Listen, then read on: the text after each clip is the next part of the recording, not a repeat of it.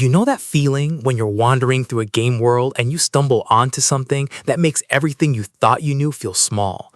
A name carved into a wall, a journal entry that rewrites the history, a character who says one line, and suddenly the entire map means something different. That's not world building, that's world expanding. These are the games that don't just give you a big world on day one, they earn it. Every secret you uncover stretches the horizon a little further. Every answer births 3 new questions. And by the end, you're not just playing a game, you're living inside a mystery you helped solve. Today, we're counting down the adventure games where the world genuinely feels bigger the more you learn about it. Let's get into it. Nobody in Elden Ring explains anything to you. There's no tutorial walking you through the history of the lands between. Instead, you read weapon descriptions, you read boss names. You notice that 2 characters who seem like strangers are actually estranged siblings. George R.R. Martin wrote the foundational mythology, and From Software buried it in every corner of the map. The more you fight, the more you read, the more a complete and devastating political tragedy assembles itself.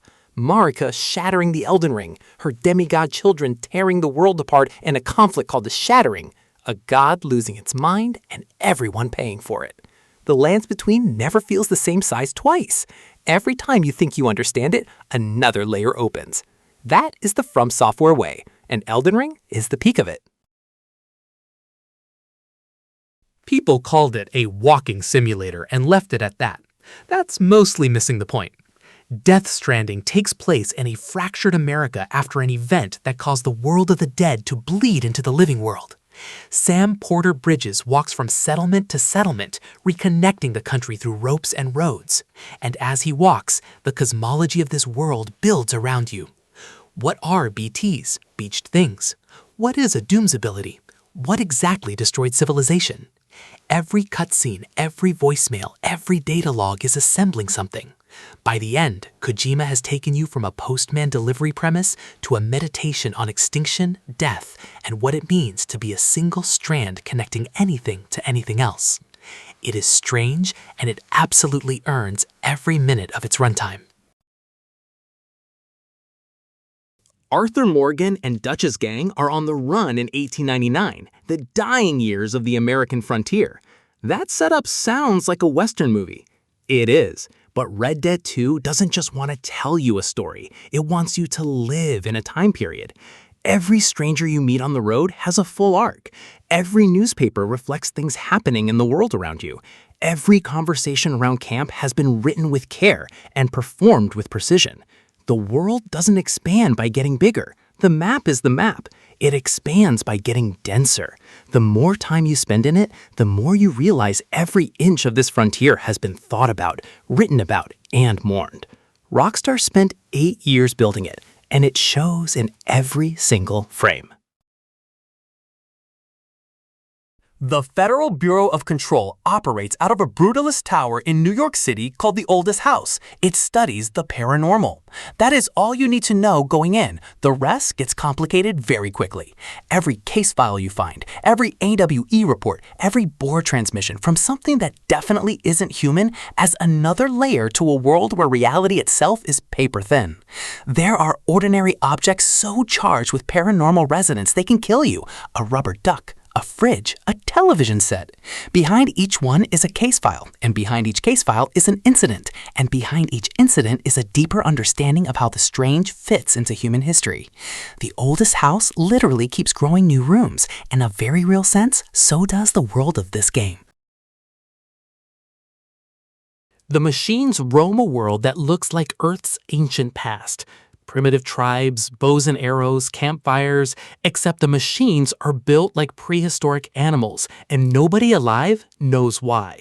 That question, why do the machines exist, drives everything. The further Aloy digs into ancient ruins and underground vaults called cauldrons, the more a complete picture assembles itself. Piece by piece, you reconstruct what happened to human civilization roughly 1,000 years before the game's present. It is grim. Humanity destroyed the planet, built an AI system called Gaia to rebuild it, and something went catastrophically wrong. What looks like a fantasy world in the opening hours becomes hard science fiction by the end, with stakes reaching across centuries. Dr. Elizabeth Sobek's story alone is worth the entire playthrough, one of the best slow revelations in gaming history. Your ship just crashed on an alien ocean world. No land, just water in every direction, and your escape pod flashing a warning. Do not transmit a distress signal.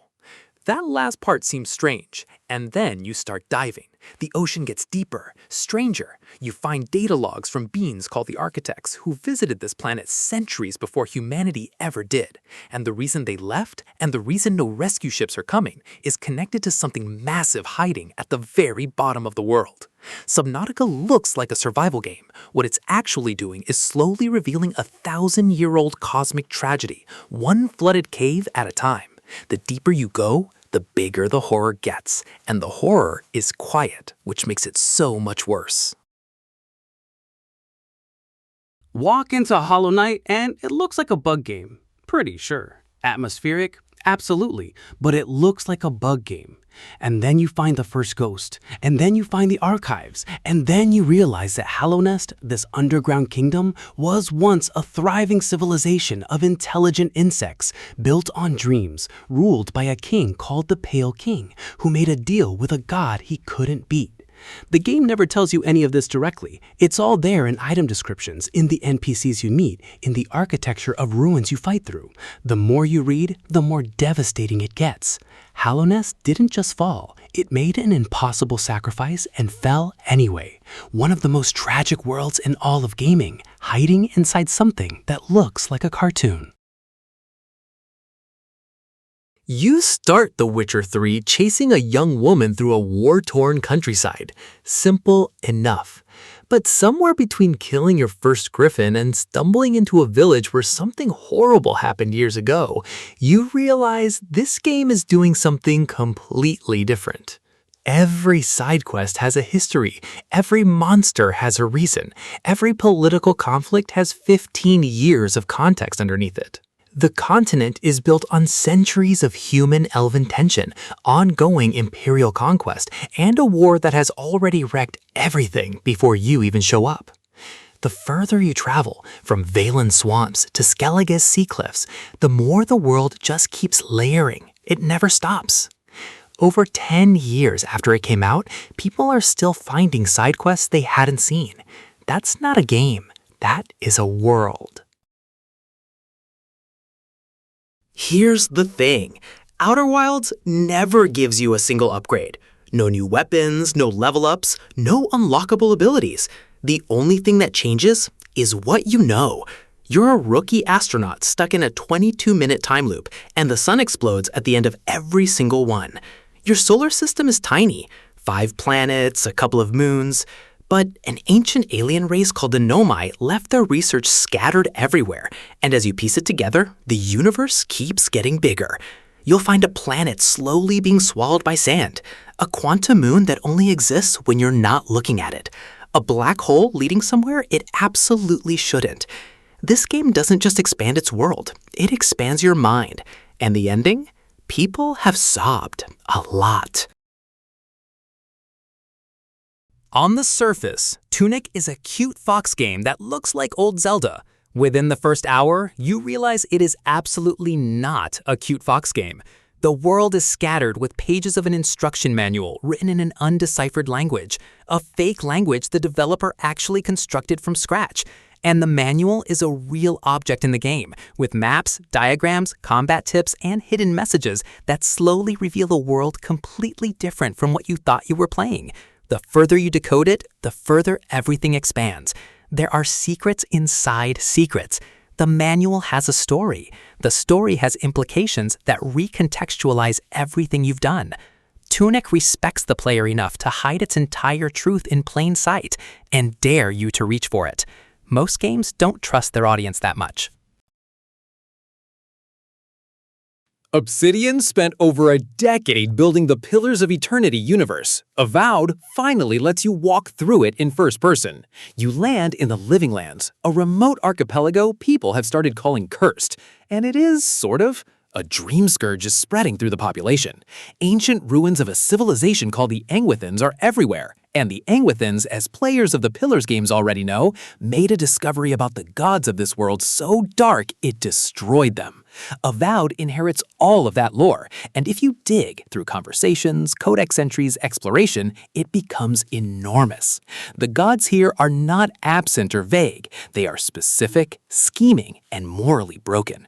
Once you understand what the Angwithans found and why it cost them everything, the Living Lands stop feeling like an adventure location and start feeling like a crime scene. The first Death Stranding ended with Sam having reconnected America and the world of BTs and extinction events feeling like something contained. Death Stranding 2 breaks that containment wide open. Sam is back, and this time the beach, the liminal space between the living world and the dead one, is no longer a mysterious backdrop. It becomes a place with rules, inhabitants, and history. New characters introduced here carry entire cosmologies with them. The network expands globally, and so does the question of what the Death Stranding actually was. Not just an ecological disaster, but something orchestrated, something older, something touching on what consciousness itself is after death. Kojima gives you real answers in this game, and somehow every single answer makes the world feel more infinite than it did before. That is a very hard thing to do. Every year, a being known only as the Paintress wakes up and paints a number on a monolith. Every person who has reached that age dies instantly. This year, she's painting 33. You are Expedition 33, a group of people tasked with marching to the Paintress and killing her before she paints again. French studio Sandfall Interactive built this world, and underneath the exceptional turn-based combat is a lore architecture that keeps pulling the floor out under you. The continent is soaked in surrealism, monsters made of paint, ruins of lost beauty, and a cosmology that slowly reveals why this ritual started in the first place. The answer is not what you expect. Nothing in this game is. Claire Obscure landed in 2025 and immediately entered conversations about the best RPGs ever made. The world it builds absolutely earns that. Krat is a gorgeous Belle Epoque city going completely to pieces. The puppets, mechanical beings built to serve humans, have gone berserk. The streets are overrun. You are P, a puppet built to be Pinocchio, searching for your creator, Geppetto. That's the surface, but Lies of P is a Souls-like, which means nothing is as it seems, and every corner of this city has decades of history behind it. The Order of Alchemists, who discovered Ergo, the energy source powering everything, have been running Krat for far longer than anyone knows. The petrification disease is killing civilians. The puppet frenzy has a cause nobody wants to admit. Who built whom and why things went wrong keeps expanding until the answer is genuinely uncomfortable. Krat starts as a crime scene. By the end, it's a conspiracy centuries deep. Alan Wake has been trapped in a place called the Dark Place for 13 years. FBI agent Saga Anderson arrives in Bright Falls to investigate ritualistic murders. What looks like a horror game thriller splits into two parallel stories. Alan writing a horror story from inside his own nightmare. Saga reading the consequences in the real world. And the deeper both narratives go, the more Remedy's connected universe starts bleeding in. Control, Alan Wake 1, everything weaving together. The Dark Place is not just a nightmare. It is a meta-fictional engine. Alan Wake 2 is ultimately a game about the relationship between story and reality, and the further it goes, that theme swallows the plot whole. Bright Falls looks like a small Pacific Northwest town. By the end, it feels like the center of something cosmic, terrifying, and genuinely unlike anything else.